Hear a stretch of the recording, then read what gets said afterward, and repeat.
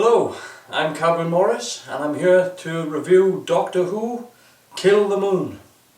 So, without any further ado, let's review Doctor Who.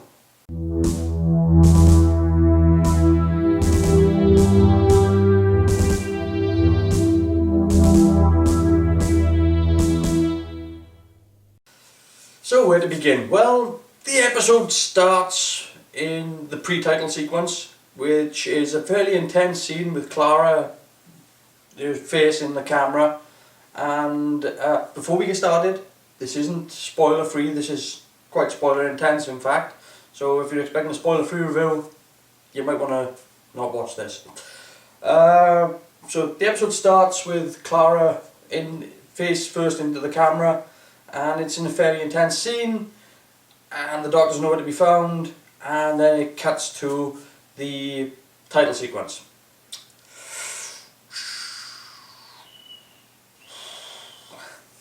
Well, it's a nice bit, and it's a nice sort of, it locks you in kind of early, but after the titles it doesn't carry on from there. It goes back to earlier in the episode, or earlier in the story, where we pick up inside the school. And the problem with this is that it's an overused trick. They take something that is dramatically fascinating and they drop it in earlier and then backfill. They need to stop doing that. That's it. It's a good little edit trick, but it's been done to death, and there was no need for it, because the scene that follows the titles is where Courtney and Clara inside the TARDIS. Courtney again is back, which is something that I like, because I kind of like the character. I like the fact that she's got a mouth on her and that she does get gobby with the Doctor. I like that. I totally like that. She's a fascinating character and interests me. She was apparently told by the Doctor that she's not very important, and this episode is kind of about putting it to right. So the Doctor takes her on a trip to the moon. This scene in itself, where they get to the moon and it turns out that they land on board a shuttlecraft and the shuttle crashes into the surface of the moon, to me that in itself would have made a good pre-title hook. I don't think they needed that editorial trick, because that in itself would have been dramatic enough to go, okay, I'm on board. So yeah, that wasn't needed. There's a scene then where, just after that, where the astronauts come in from the shuttlecraft into the, I'm guessing it's a hangar bay, and Capaldi's jibber-jabbering and just dancing around testing the gravity, figuring that something's wrong. And he is jibber-jabbering. It's ramble. There's nothing of any form of exposition really going on in that scene. We find out that the gravity has changed on the moon, and that's about it. That's what the entire scene. That's what it's all about. They go outside the shuttlecraft then and to the Mexican moon base. I really liked the design of the Mexican moon base. It was simple. It was sort of retro space design, but because of its simplicity, it looked very plausible as a moon base. It looked very what's the new future tech, and I liked it. I liked it a lot. And the lunar surface as well. The lunar surface was filmed in Lanzarote, and to me, the photography used throughout most of this episode was brilliant. Genuinely brilliant. Did they have to go to film in Lanzarote, given that they had to do some post work? Well, probably not. They probably could have done it in the studio, and they probably could have done it against a green screen, but they didn't.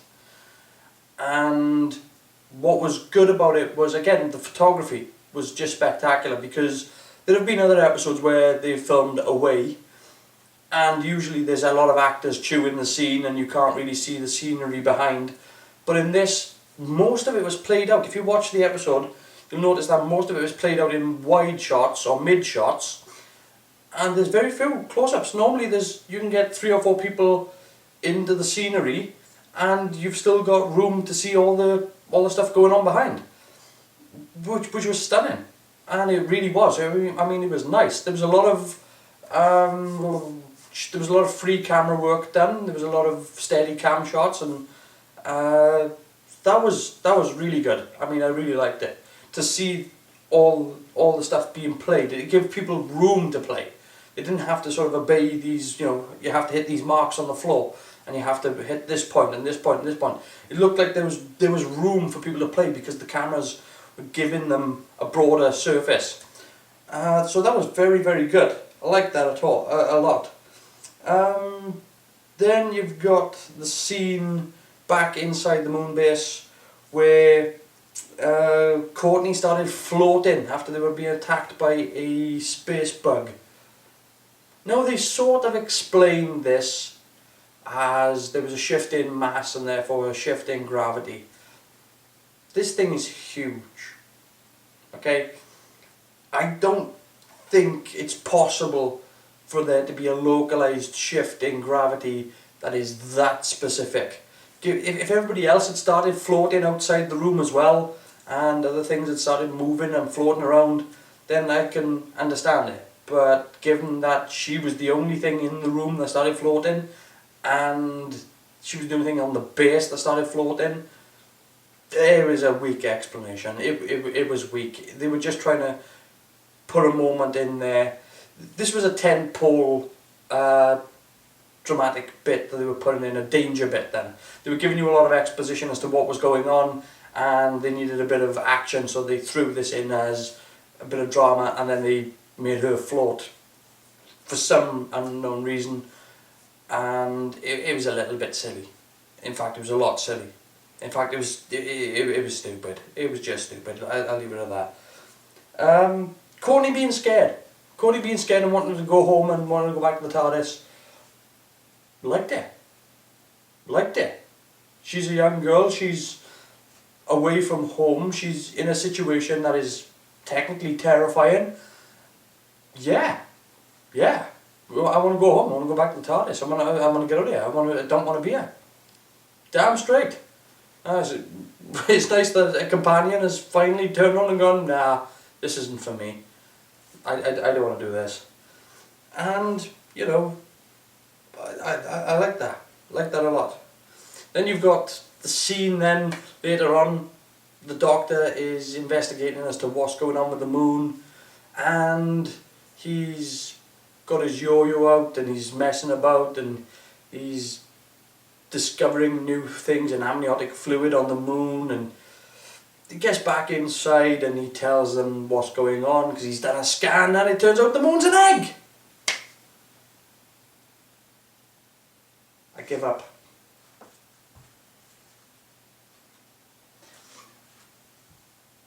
The moon is an egg. The moon is an egg. The moon is an egg. The moon? No matter how many times I say it doesn't sound any less stupid. Oh my... Oh! Everything was going decently well in this episode. There was stuff in this episode that was happening that was dramatic. There was stuff in this episode that was structurally sound. There was an infestation on the moon. There was stuff there. There was a situation. There was something that the Doctor could sort out. There was something that the characters could be afraid of. There was something there for this show to actually go, you know what, we're giving you something. We're giving you, people are scared of spiders, we'll give you spiders. People are scared of giant spiders, hell, we'll give you giant spiders. But guess what, the moon is an egg!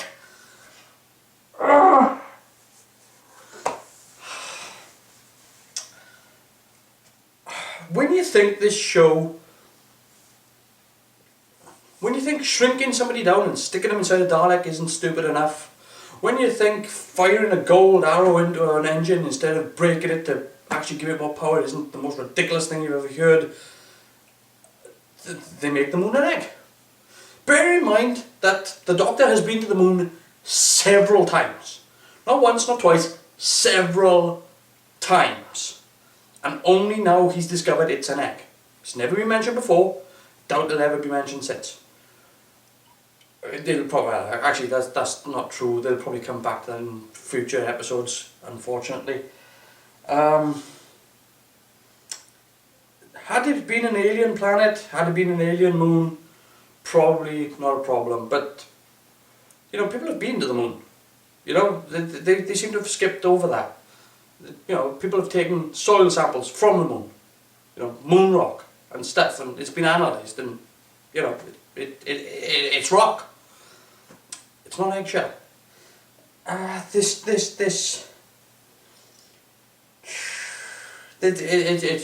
sorry. I don't want to cut this because this is just, it's just annoyed me. That's all. I'm going to move on. Okay, I'm going to move on because there's something I'm going to come back to in a second. They're deciding as to what to do because this thing is alive and it's going to hatch, and they're trying to decide what to do about it. You know, do they kill it? Do they let it live? Now, if you watch this episode again, you'll notice that they've gone to the moon in a shuttlecraft that's been retrofitted, and they've taken 100 nuclear missiles with them, and they've got the option of killing the moon. That's why the episode's called Kill the Moon. Why did they take 100 nuclear missiles with them? Because until they get to the moon, they don't know it's an egg. Okay? Now, why don't they know it's an egg? Because it's a stupid idea. No, they just don't know. They just don't know. So they take 100 nuclear, because they always do. Because anytime you're flying anywhere, it's always good to take a nuke with you.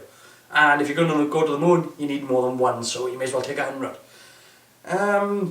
It doesn't make sense. It doesn't make sense at all. Then the Doctor tells Clara that it's not his decision to make as to what to do, because he's an alien, he's a Time Lord, he's not from Earth, and it's up to Clara and the astronaut to decide whether or not to kill the moon or not. Okay, the Doctor's logic is broken here. Okay, he's not acting in his character, and they've struggled with the Doctor's character since his regeneration. They haven't nailed down his character. He's been Patrick Troughton, he's been John Pertwee, he's been a bit of Tom Baker at times. He's never been Peter Capaldi. This scene is not helping. This scene does not help at all. For the Doctor to let somebody else make the decision, that's an important one. That it's not the question of he's letting somebody else make the decision, it's the question that he hasn't explained it properly, he hasn't laid out what could happen, he hasn't told them what would happen if the thing hatches, he hasn't been specific in any case. He's made a real bad mistake here. This is not any form of good storytelling or good approach to the character. And the other reason being is that, yeah, okay, the Doctor's an alien and he's a Time Lord and he's not from Earth and he shouldn't really interfere with Earth decisions. Bear in mind here, Clara's not from that time. Clara is just as out of place to make the decision as the Doctor is. She has no business making that decision as much as he has no business making that decision. So his logic is broken there, totally broken. Anyway, we'll get past that. She makes the decision not to blow up the moon, goes against all of humanity who all turn off their lights at the same time, and they decide not to blow up the moon and go against them, and the Doctor shows back up, takes them back down to Earth, and they all watch the moon hatch. It just doesn't sound any stupider. The more times you say it. They watch the moon hatch, and everything's fine, and then the moon lays another egg, because that's the natural thing for something newborn to do, is to lay an egg straight away. Oh! Anyway, and it lays another egg, lays another moon, And then we get the scene inside the TARDIS where Clara throws a straw. Now you could argue that yes, she's got a very valid point here, and that, you know, the Doctor really shouldn't have done what he did.